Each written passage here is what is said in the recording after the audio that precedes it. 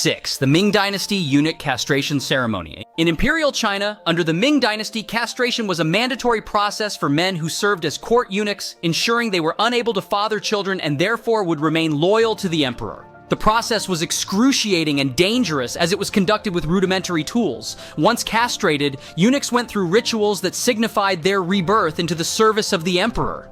The practice was not just about loyalty, but also served as a status symbol within the imperial court, with powerful eunuchs holding considerable influence. 7. The Celtic Druids, Wicker Man sacrifices, and the Celtic tribes of Europe, particularly those under the influence of the Druids, practiced human sacrifice in various forms. One of the most horrifying was the Wicker Man ritual. According to historical accounts, Druids would create massive, human-shaped structures made from wicker and fill them with human and animal sacrifices. They would then set the structure ablaze as an offering to their gods, particularly during times of war or poor harvests.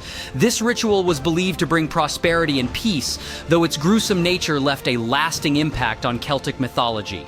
8. The Khmer Empire Devaraja ritual, ruler as god king. In the Khmer Empire of Southeast Asia, particularly in Angkor, the ruler was believed to be a Devaraja or god king. To reinforce this divine connection, Khmer kings underwent the Devaraja ritual, where they would spiritually unify with Shiva, the Hindu god. This process included purification rites, offerings, and sometimes sacrifices.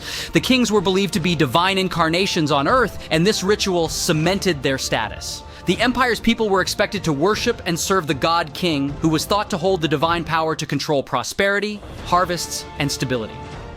9. The Assyrian Empire, flaying rituals and public torture. Assyrian kings were known for their ruthless rule, and they used torture as a ritual to instill fear in their enemies. One of the most notorious practices was flaying, where they would skin their prisoners alive and display their bodies on city walls. This public torture was intended to serve as a terrifying reminder of the consequences of opposing the Assyrian king. In some cases, heads of conquered rulers were collected and displayed as trophies. This ritual of brutality created a culture of fear, reinforcing the king's absolute power.